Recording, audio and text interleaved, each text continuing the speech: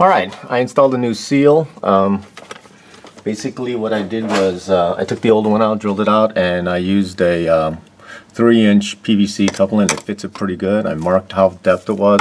I measured the depth around the ring, and we're back to where we were. So I think we're good to go with that one.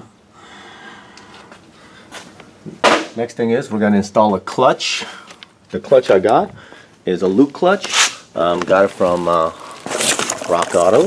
It's the one that they spec'd out for it. So we're going to mount that. So let's get this thing in there. Okay, the new pressure plate is in.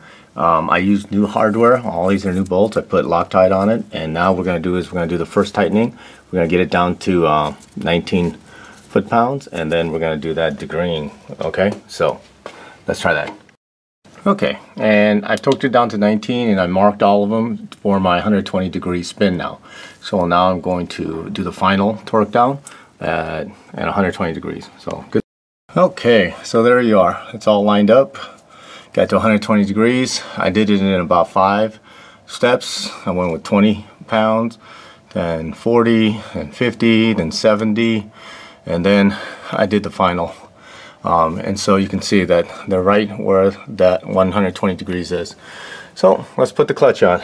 The clutch I got, okay, the clutch and flywheel, it was a nice set I got from EPS, European Parts Solutions, and it was actually a good price. This is supposedly 30% larger than the stock, so you should be able to get better grip or better holding, so you'll have better performance. So I went with this.